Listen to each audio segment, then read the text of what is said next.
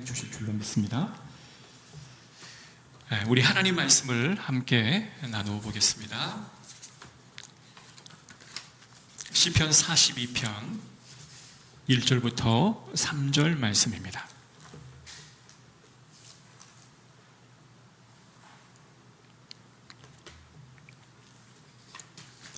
시편 42편 1절부터 3절 말씀까지입니다. 우리 한 목소리로 함께 합독하여 읽겠습니다.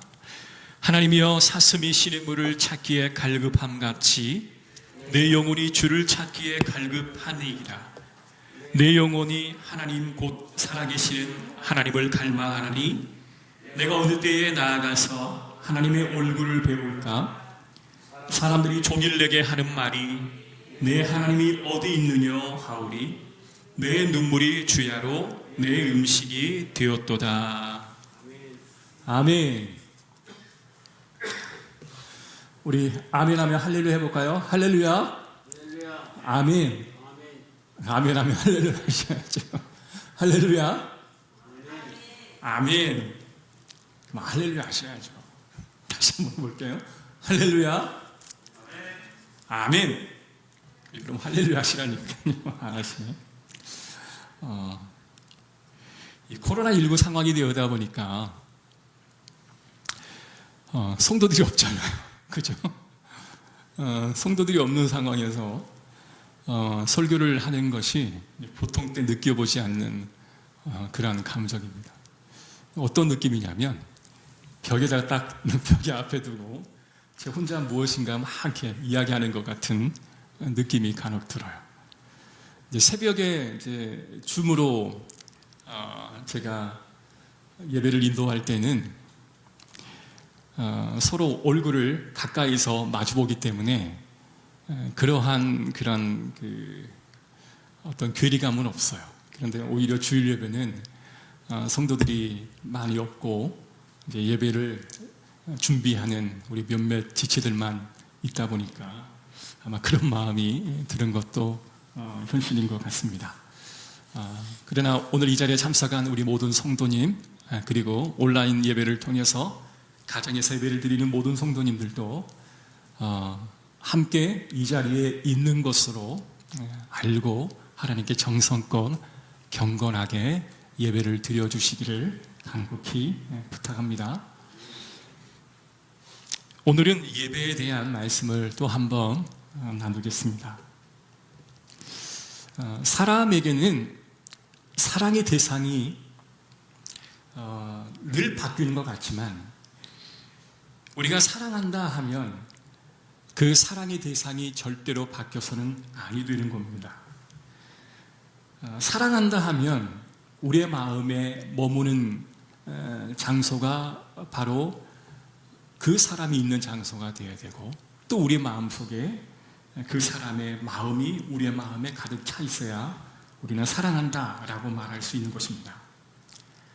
하나님을 내 마음속에 두고 사는데 내 마음을 다른 곳에 두고 또 사랑한다면 그것은 사랑이 바뀌는 것이겠죠. 사랑의 대상이 바뀔 수 없다라고 하는 것은 내 마음이 오직 주님께 가 있어야 함을 의미하는 것입니다. 그런데 왜 많은 사람들은 내 마음이 하나님께 가 있지 못할까요? 예배소서 2장 2절의 말씀 보면 그때 너희는 그 가운데서 행하여 이 세상 풍조를 따르고 공중의 권세 잡은 자를 따랐으니 곧 지금 불순종의 아들들 가운데서 역사하는 영이라. 예배소에 서서 하시는 그 말씀은 우리가 하나님으로부터 벗어났기에 세상이 담겨있는 상태가 되었고 그 상태는 곧 죽어있는 상태다라고 말하고 있는 것입니다. 하나님이 내 안에 없다라고 하는 것을 우리는 한마디로 단절이라고 말을 합니다. 우리가 영적으로 죽음이라고 하는 것은 하나님과 내 마음이 단절되는 것, 다른 말로 말하면 하나님이 내 마음속에 계시지 않는 것, 하나님이 내 마음속에 계시지 않기에 더 이상 하나님으로 가득 채울 수 없는 것, 그것을 우리는 단절이라고 말하는 것입니다. 그래서 내 마음속에 하나님이 계시지 않으니 우리는 다른 것을 마음속에 채우기를 원하고 세상의 것들이 내 마음속에 가득 채워진 상태를 우리는 죽은 상태, 단절된 상태라고 이야기를 하는 겁니다. 그러나 반대로 세상에 가 있는 내 마음이 하나님께로 돌아와 내 마음에 하나님이 가득 차 있는 상태를 우리는 은혜 받았다라고 이야기를 하는 것이죠.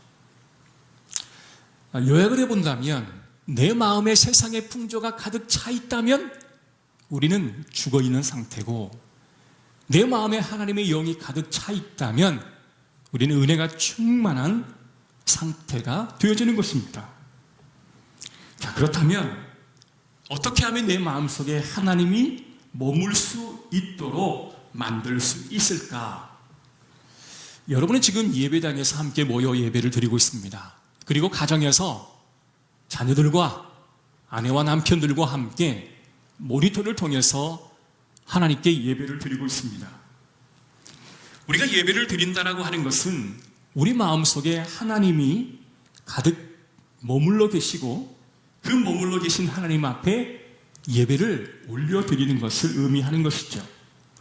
자, 이것을 다른 말로 말하면 예배라고 하는 것은 내가 죽어지고 하나님이 내 안에서 살아나는 것을 의미합니다. 세상의 풍조를 쫓고 내 안에 세상의 풍조를 따르는 것은 내 안에 세상의 것들이 머물러 있는 것처럼 여겨지지만 그 세상의 것을 추구하는 내가 여전히 강하게 살아있는 상태를 의미하는 것이죠. 그래서 우리가 예배를 드리면서 이 세상의 풍조를 따라가는 마음을 간직한 채 예배를 드린다면 지금 여러분은 온전한 예배자의 모습으로 예수님을 따르는 삶이 아니라 오히려 세상의 풍조가 가득 차 있는 상태에서 예배를 드리는 것이다 라고 규정할 수 있을 것입니다. 여러분의 마음은 도대체 어디에 있습니까? 아프리카 부족 중에는 마음이 목에 있다라고 이야기하는 부족이 있습니다. 왜냐하면 목을 통해 숨을 쉬기 때문에 마음은 곧 목에 있다라고 이야기하는 사람이 있어요. 현대과학자들은 마음이 우리의 뇌에 있다라고 이야기하는 사람도 있습니다. 왜냐하면 머리에서 생각을 계속 만들어내기 때문에 마음은 머리에 있다라고 이야기하기도 하죠. 그러나 우리는 마음이 어디에 있다고 말합니까? 우리 가슴속, 우리 심장 안에 있다라고 상징적으로 이야기하는 것입니다. 여러분이 만약에 예배당에 앉아 있지만 사업이 어려우신 분들은 당장 내일부터 해야 될 그 사업의 일을 하는데 내 마음이 온전히 가 있다라고 한다면 내 마음은 지금 어디에 있는 걸까요? 그곳에 가 있는 겁니다. 아들이 군에 가 있는 상태의 어머니, 아버지가 있다면 예배를 드리는 장소는 이곳이지만 그분의 마음은 어디에 가 있을까요? 지금 열심히 군에서 훈련을 받고 있는 그 군에 마음이 가 있게 되어지는 것이죠. 예배를 드리는 여러분들의 마음이 어디에 가 있는가라는 질문에 여러분은 답을 하지 못한다면 하나님을 예배하는 것이 아니라 결국은 나를 예배하는 것이 되는 것입니다. 우상 숭배는 결국 나를 예배하는 것이지요. 그래서 올바른 예배라고 하는 것은 내 마음속에 주님이 가득가득 넘친 상태에서 드려지는 예배를 우리는 온전한 예배다라고 말을 하는 것입니다. 말을 바꿔보면 온전한 예배란 내가 죽어지는 예배를 드리는 것이 온전한 예배다라고 말할 수 있는 것입니다. 여러분, 자식이 잘 되기를 바라는 마음으로 예배를 드리는 것이 잘못된 것일까요? 사업이 잘 되어서 높은 수익을 얻어 하나님의 나라와 또한 세상의 모든 일들을 잘 하겠다라고 하는 마음으로 예배를 드리는 것이 잘못된 것일까요? 우리가 구하는 것은 결코 잘못된 것이 아닙니다.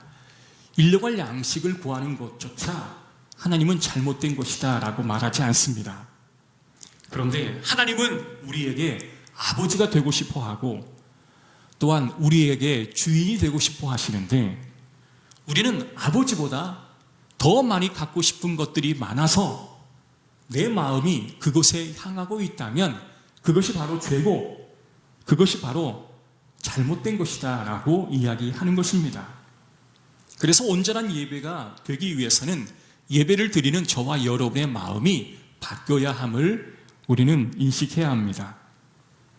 내가 더 복을 받아 내가 더 높은 자리에 올라가 세상이 나를 무시하지 않는 그러한 상황으로 만들어가는 것, 여러분 그것이 또한 그런 마음을 가지고 예배를 드리는 것 자체가 비극입니다. 그렇게 되면 내가 바뀔 필요가 없죠.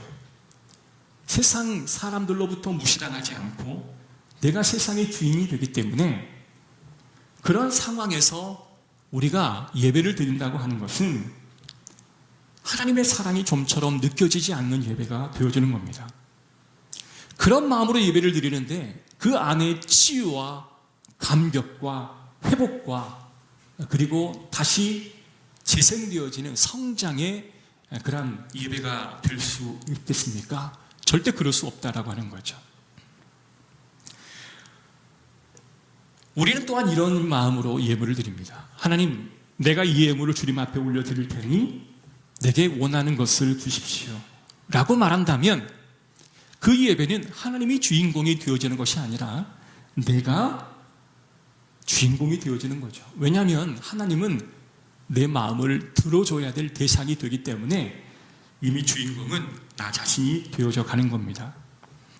그래서 우상숭배는 나를 향하는 것, 우상숭배는 내가 높아지는 것, 그것을 우상숭배가 한다면 그런 마음으로 예배를 드리는 마음은 온전히 하나님을 내 마음과 정성과 뜻을 다하여 사랑하며 예배 드려지는 것이 아니 되어지는 것이죠.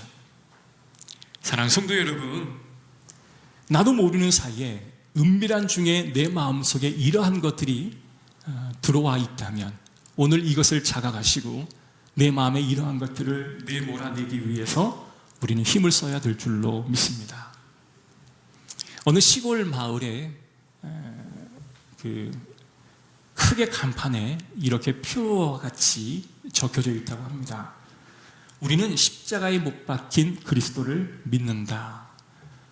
그러니까 교회의 핵심 밸류, 정체성과도 같은 그 글귀를 목사님이 딱 적어 놓으신 거죠.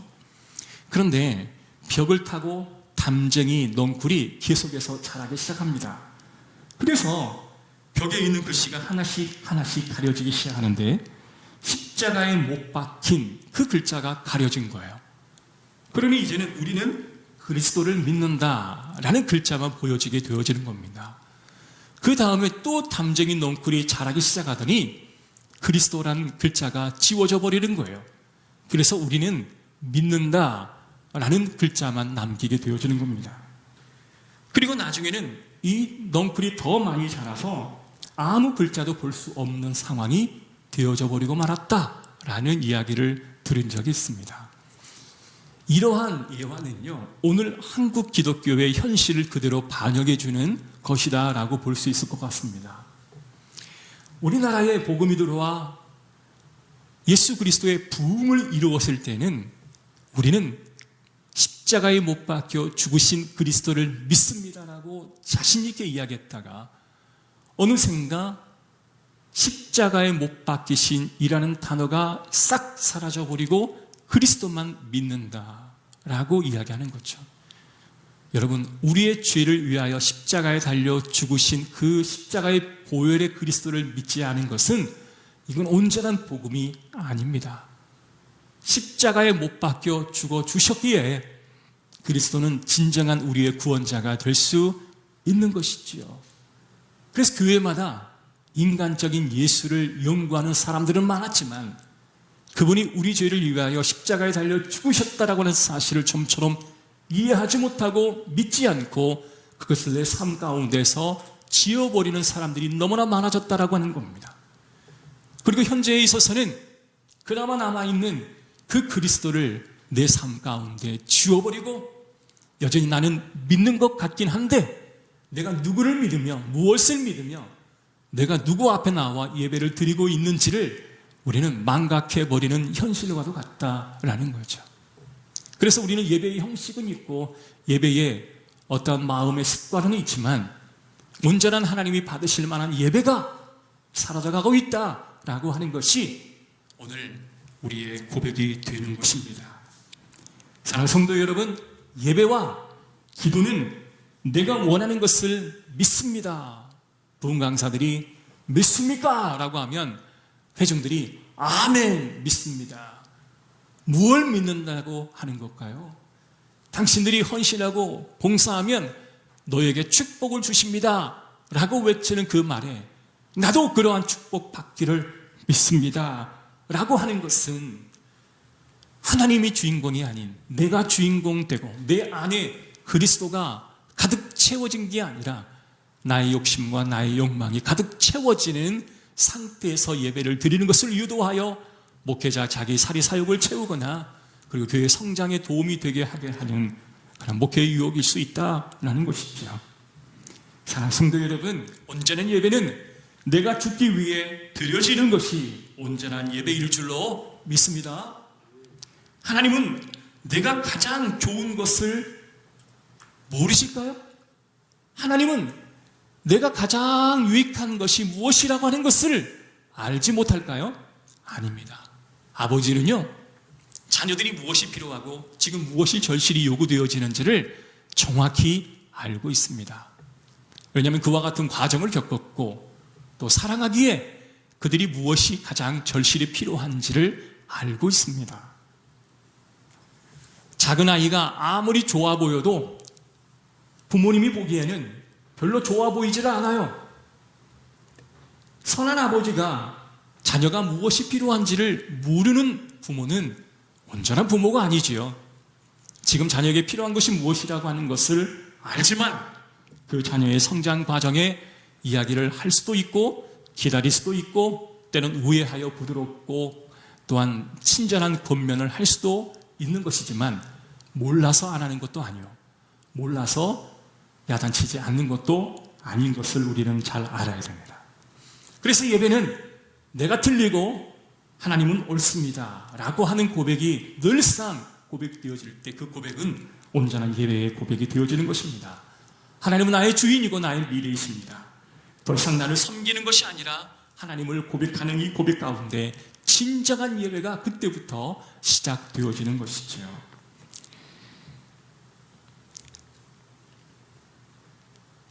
오늘 1절의 말씀 보면 하나님이여 사슴이 시냇물을 찾기에 갈급함 같이 내 영혼이 주를 찾기에 갈급하나이다. 3절의 말씀 보면 사람들이 종일 내게 하는 말이 내 하나님이 어디 있느냐? 우리 내 눈물이 주야로 내 음식이 되었도다. 9절에 후반절에 내가 어찌하여 원수의 압제로 말미암아 슬프게 다니나이까 하리로다. 10절에 내 뼈를 찌르는 칼같이 내 대적이 나를 비방하여 늘 내게 말하기를 내 하나님이 어디 있느냐 하도다.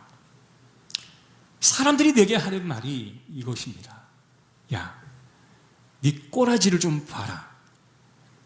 네 하나님을 믿는다고? 그런데 그 하나님은 지금 대체 어디에 계시냐? 이런 말을 들으니 이 시편 기자는 더 하나님을 갈망하게 된다라고 말을 합니다. 너 하나님을 믿는데 네가 믿는 하나님이 정말 살아계시는 하나님이 맞냐? 만약에 살아계시는 하나님이라면 네가 이렇게 어렵게 살 이유가 없지 않느냐?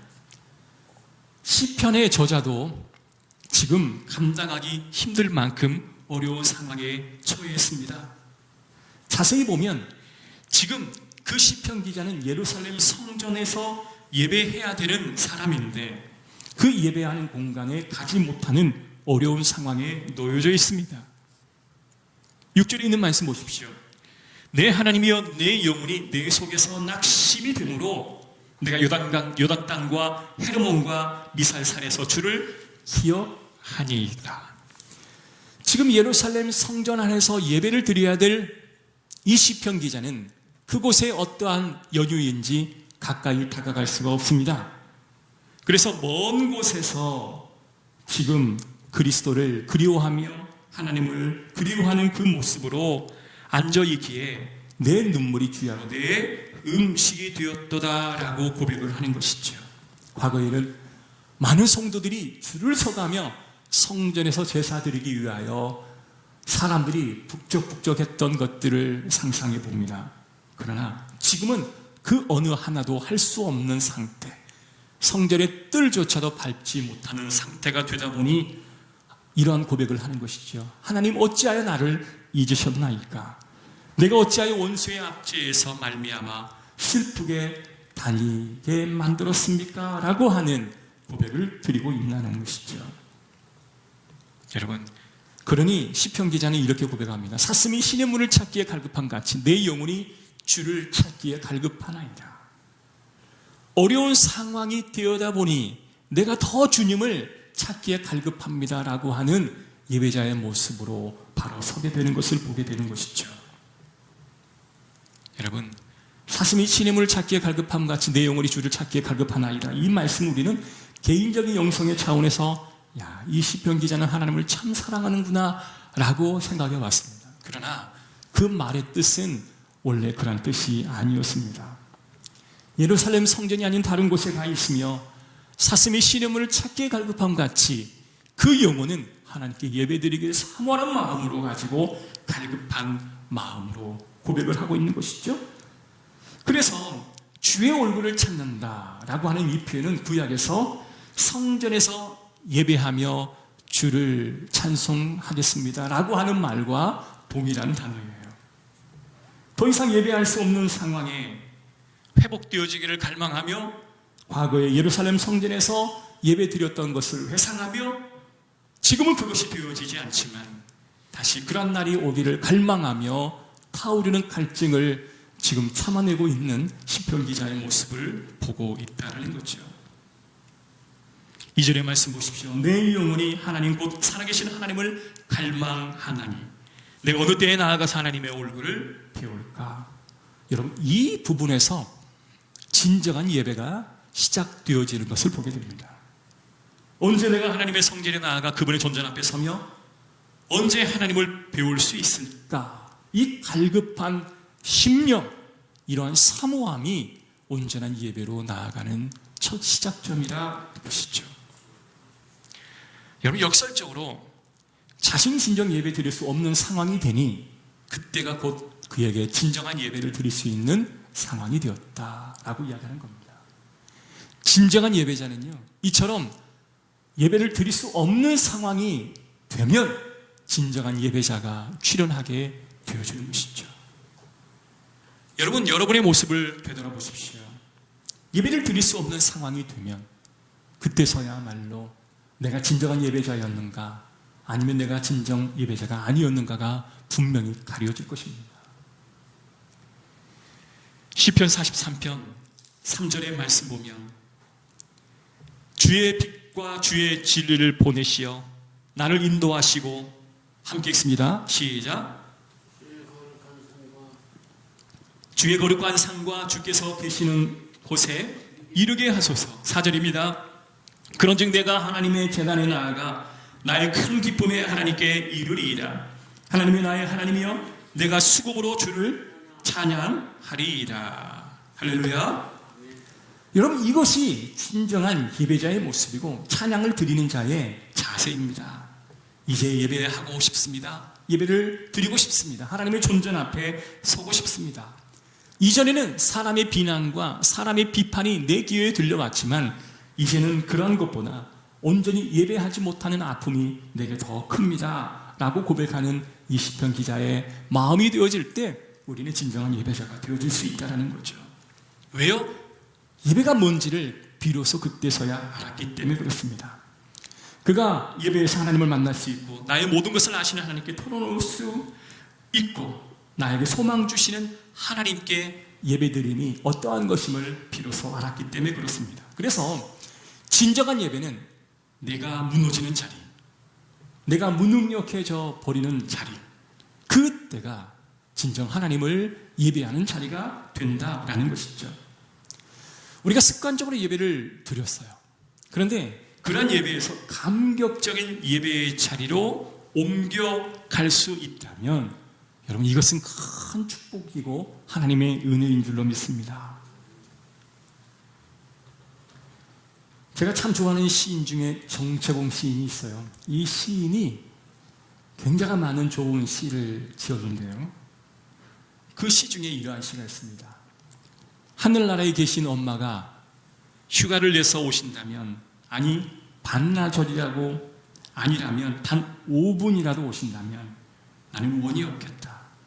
엄마 품속에 들어가 눈을 마주치고 엄마의 젖가슴을 만지고 숨겨놓은 세상사 한 가지 억울했던 일을 일러 바치고 나는 엉엉 울겠다. 이게 정채봉 시인이 먼저 하늘나라로 가신 어머니를 회상하며 고백하는 시였습니다. 여러분, 진정한 예배가 바로 이와 같은 예배예요. 갈급함으로 주님 앞에 나와 그 얼굴의 존전 앞에 서기를 원하는 마음과 나의 마음이 것을 주님 앞에 토로하며 그 품속에서 울기를 원하는 마음, 그 마음이 진정한 예배자의 마음이라고 하는 것이죠. 만약에 여러분이 이러한 경험을 인생 가운데 여러 번 경험했다면 우리는 진정한 행복자가 될 줄로 믿습니다. 그 예배를 통하여 내 영혼아 낭망하지 말아라, 내 하나님이 너의 탄식을 소망으로 바꾸어 주리라, 이렇게 들려오는 음성을 여러분 경험하게 될 줄로 믿습니다.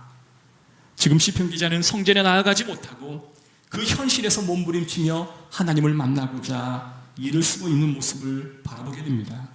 42편 8절에 있는 말씀을 제가 읽겠습니다. 낮에는 여호와께 그의 인자하심을 베푸시고 밤에는 그의 찬송이 내게 있어 생명의 하나님께 기도하리이다. 낮과 밤에 여호와 하나님을 찾기 위해 몸부림치는 시편의 기자, 여러분, 이 시편의 상황에 바로 오늘 우리의 상황과 동일하지 않겠습니까? 코로나 때문에 대면 예배를 드리지 못하는 이 상황이 너무 흡사하지 않겠습니까? 각자 먼 곳에서 자신의 가정에서 또한 자신이 머물고 있는 그 현장에서 예배 드리는 그 모습과 너무 흡사하지 않겠습니까? 우리는 언제 모여서 찬양을 하고, 우리는 언제 모여서 함께 식사를 하고, 우리는 언제 모여서 함께 성경 공부하고 사역을 위해 서로 몸을 부대끼며 함께 기도할 수 있을까요? 이와 같은 탄식의 목소리가 바로 시편 기자의 목소리다라는 거죠. 여러분, 예배를 사모할 때가 바로 지금 이때입니다. 모든 것이 갖춰져 있고 내가 결단만 하면 모든 것이 다 할 수 있는 그런 상태에서 온전한 예배자가 출현하는 것이 아니라 이와 같이 할 수 없는 상황에 진정한 하나님이 받으실 만한 예배자가 나타나게 된다는 것입니다. 여러분, 코로나19 상황에서 이 예배를 목마름으로 사모함으로 나아가시기를 주의 이름으로 축복합니다. 우리의 능력을 의지할 수 없어요. 오직 하나님이 우리의 소망이요 우리의 미래이십니다. 그 예배가 하나님밖에 보이지 않는 예배가 되어야 할 줄로 믿습니다. 내가 죽고 하나님이 살고, 나는 소망이 없지만 하나님은 소망이 있고, 나는 내 안에는 미래가 없지만 하나님에게는 미래가 있는 그런 마음의 상태가 온전한 예배자의 마음의 상태가 된다라는 거죠. 그 본 회퍼라고 하는 신학자가 있습니다. 이 신학자는 히틀러가 나치에 동맹하여 역사를 막 오물딱 주물딱 하고 있을 때, 그때 그 히틀러에 대항했던 신학자 중에, 목사 중에 한 명입니다. 아마 구약의 신약의 이스라엘의 그 열심당원과 같이 아주 과격한 방법으로 이런 정부에 대항하여 맞섰던 인물이었습니다. 오늘날 우리의 모습과는 조금 사뭇 다르지만요. 근데 이분이 36세가 될 때, 그러니까 독일이 패망하기 바로 1년 전에 그는 교수형에 당해 목숨을 잃고 맙니다. 그가 게시타포 감옥에도 있었고 여러 곳의 수용소에 수감되었을 때에 그가 한 가지 잊지 않았던 것은 각종 다양한 수감원들이 모여있는 그곳에 항상 그런 예배의 인도자로 집례자로 서 있었습니다. 그곳에서 그분은 늘 하나님을 예배하는 그런 모습을 보여주었습니다. 인상 깊은 예배의 장면은 1944년 그가 죽기 직전에 드려졌던 예배를 많은 사람들은 회자하고 있습니다. 시편 53장 시편 53편을 보고 그가 채찍에 맞음으로 내가 나음을 입었도다 라고 하는 주제로 말씀을 나누면서 이렇게 고백합니다. 죽음은 끝이 아니라 영원한 삶의 시작입니다 라는 주제로 말씀을 나누는데, 그 감옥에 수감소에서 나이가 아주 지극한 의사 한 분이 많은 죄수들을 이렇게 돌보고 있는 상황이었습니다. 그런데 그 의사 한 분이 이 문틈을 통해서 당시 그가 드리는 예배를 자주 목격하고 했었습니다. 그런데 사형이 집행되기 바로 그날, 그는 죄수 옷을 입기 전에 꿇어앉아 기도하고 하나님 앞에 엎드리며 경배하는 모습을 보였습니다. 그 의사가 고백하기를 그는 너무나 침착하고 용감하고 담대하게 교수대에 오르셨다. 내가 50년 동안 의사로 일하면서 그렇게 담대한 죽음을 맞이하는 사람을 한 번도 본 적이 없었다. 여러분, 사형수는 자기가 언제 사형당할지 그 날짜와 시각을 전혀 알지 못합니다. 그럼에도 불구하고 그는 어느새 어느 순간에 서 있든지 간에 항상 예배하는 자리에 서 있었습니다. 여러분, 내 하나님께 소망을 두라. 그가 나타나 도우심으로 말미암아 내 하나님을 여전히 찬송하리라. 여러분, 사람마다 죽음의 공포가 있습니다. 그런데요, 예배하는 가운데 그 죽음의 공포를 하나님이 잡아주시는 줄로 믿습니다. 저는 이제 상담을 하면 거의 얼마 남지 않는 삶의 마지막 끝자락을 붙잡는 사람들이 굉장히 많습니다. 그 사람들은 죽음이 공포이고 죽음이 두려움 그 자체입니다. 그런 그들에게 저는 항상 이런 말을 해줍니다. 선생님, 죽음은 단절입니다. 그러나 죽음은 또 다른 만남의 시작입니다. 선생님이 죽으면 사랑하는 가족과 사랑하는 배우자, 부모님을 더 이상 볼 수 없는 단절이긴 하지만 이미 선생님보다 먼저 떠난 어떠한 영혼들이 있다면 그 영혼을 다시 만날 수 있는 시작입니다. 당신 마음에 하나님이 그리스도가 머물러 계신다면 그 하나님 그리스도를 만날 수 있는 새로운 삶의 시작입니다 라고 이야기하죠. 인식이 죽음으로 가득 차 더 이상 미래를 바라볼 수 없을 때 그들의 인식의 세계를 과거에서 현재에서 미래로 희망으로 바꾸어 주는 역할을 하게 됩니다. 신기하게도 그때부터 그들의 마음에는 평안이 찾아오고 큰 위로를 받는 그런 성도들을, 많은 사람들을 목격하게 되었습니다. 보네포 목사님이 자신이 사형을 당할 수밖에 없는 위치에 처해 있었고 밖에서 예배를 마음껏 인도할 수 없고 마음껏 예배드릴 수 없는 상황이 되었지만 그 속에서도 예배드리기를 원하고 자신과 함께 예배드리는 사람들과 함께 모여서 예배를 집례하는 모습 속에서 주변에 있는 많은 사람들은 내가 50년 이상 의사생활을 하면서 저렇게 담대하게 죽음을 맞이하는 사람을 본 적이 없다라고 하는 신앙의 고백, 아니 그들의 살아있는 삶의 고백들이 들려왔다라는 거죠. 여러분, 그것이 바로 예배의 능력입니다. 여러분들이 드려지는 그 예배를 통하여 주변에 있는 사람들이 야, 당신은 진정 하나님을 믿는 사람입니다 라고 고백할 때 여러분의 예배는 진정 하나님이 받으실 예배가 되어지는 것입니다. 예배를 습관적으로 드리고 예배를 드렸다가 드리지 않고 예배를 드릴 수 있는 상황에도 불구하고 예배를 드리지 않는 그런 상태에 머물러 있다면 여러분, 하나님도 보시지만 여러분 주변에 있는 많은 지인들이 여러분의 상태를 바라보게 될 줄로 믿습니다. 여러분, 하나님께 회개해야 되지만 사람에게 잘못한 것도 회개하는 것처럼 우리는 온전한 예배자로 하나님과 모든 사람에게 인정받는 저와 여러분 되시길 주의 이름으로 축복합니다. 자, 그렇다면 온전한 예배를 드리게 되면 어떤 은혜가 있을까요? 온전한 예배자가 되면 세상의 평가를 두려워하지 않고 세상의 눈치를 보지 않고 이제는 온전히 하나님의 자녀가 되었음을 고백하는 은혜가 주어집니다. 어느 한 입양한 자녀가 있습니다. 그 자녀도 입양되었던 것을 본인이 알고 공개 입양을 했기 때문에 다 알고 있는 상황이었습니다. 그런데 입양한 그 자녀는 무슨 일을 할 때마다 항상 아버지에게 허락을 받고 그 일을 하는 거예요.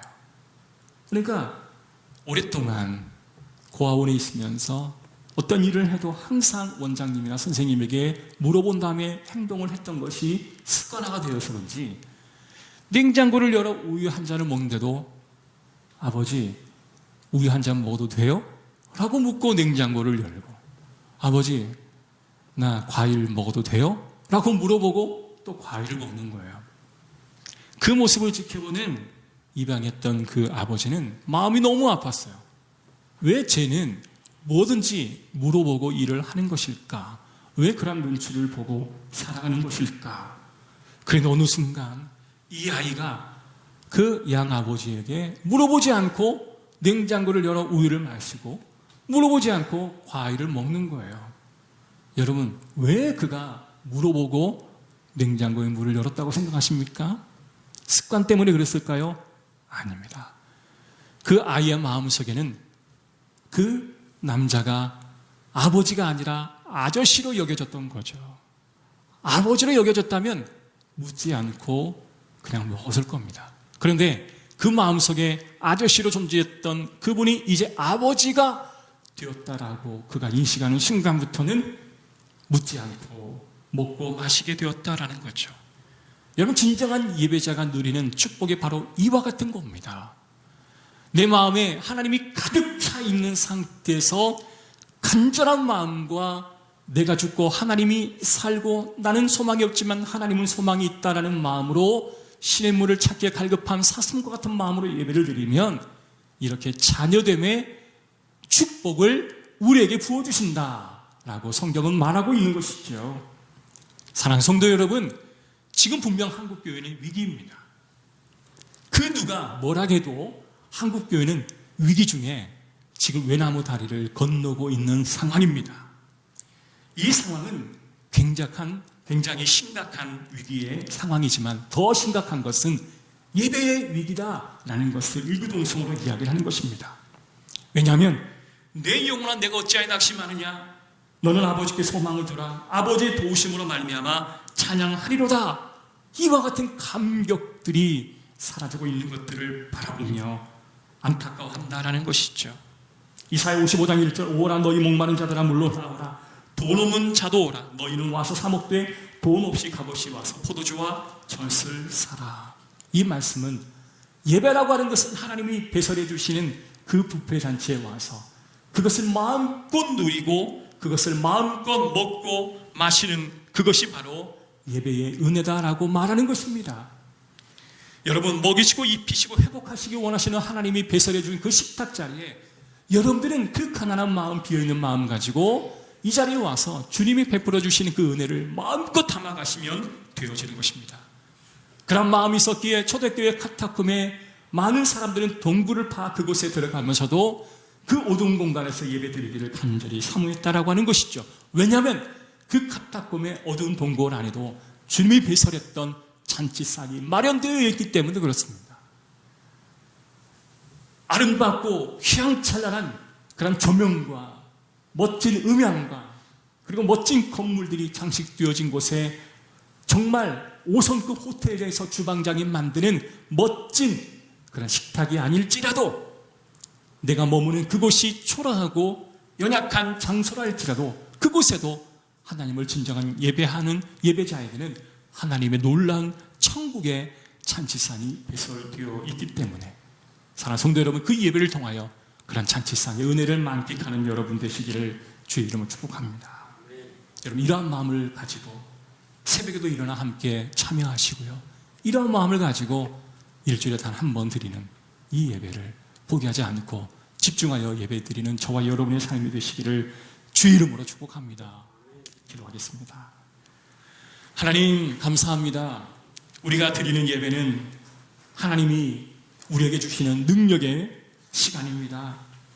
습관적으로 드려졌던 예배였다면 다시 한번 우리 예배를 세팅하게 하시고 내가 살아있는 것이 아니라 주님이 살고 온전히 기름 부으심의 능력이 있는 그런 예배가 되게 하여 주옵소서.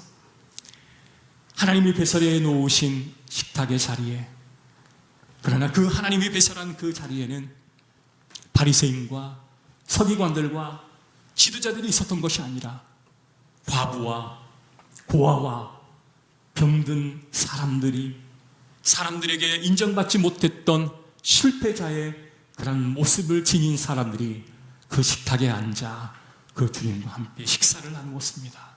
주여, 우리가 예배드릴 수 없고 심각한 위기의 상황에 놓여 있지만 진정 예배자가 되어진다면 저들을 통하여 하나님은 새로운 일들을 시작하게 하실 줄로 믿습니다.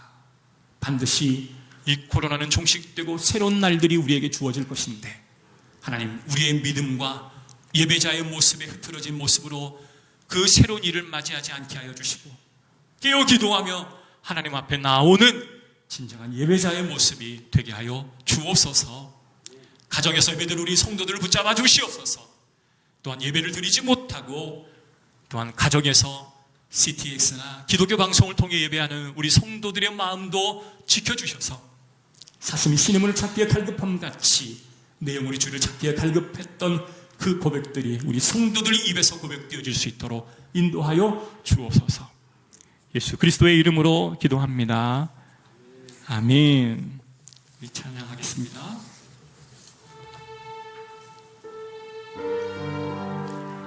왕이신 나의 하나님, 찬양합시다. 왕이신 나의 하나님, 내가 주를 높이고 영원히 주의 이름을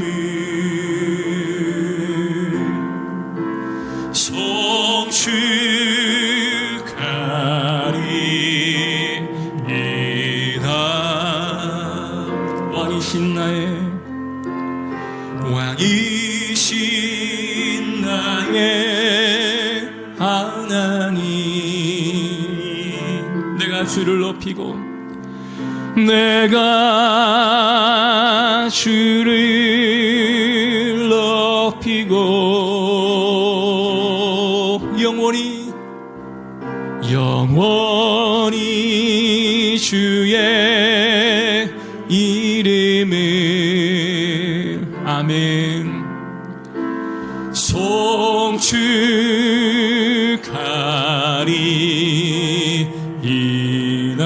우리 다시 한번 찬양합시다. 왕이신 나의 하나님, 왕이신 나의 하나님, 내가 주를 높입니다. 내가 주를 높이고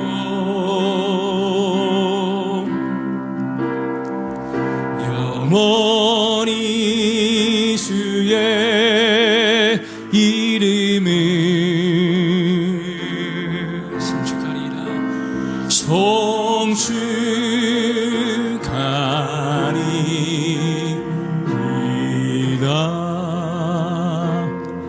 우리 잠시 기도할까요? 하나님, 예배할 수 없는 상황, 기독교의 심각한 위기의 상황, 세상은 나로 하여금 네가 믿는 하나님이 어디 있느냐, 네가 믿는 여호와는 도대체 어디 있느냐, 세상은 그리스도를 인정하지 않고 십자가에 못 박혀 죽으신 그리스도를 용납하려 하지 않습니다.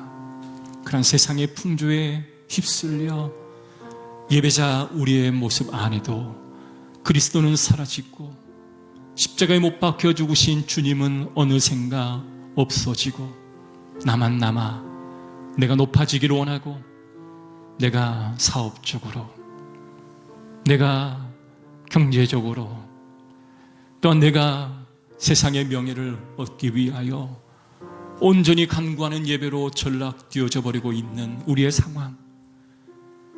아버지는 자녀의 필요한 것을 다 알고 계시되 그의 때와 시를 주님께서 결정하시는 것인데 우리는 내가 살아 하나님을 잃어버리는 상황이 아니라 이제는 내가 죽고 여호와 하나님을 살리게 하는 그러한 예배를 드리게 하옵소서.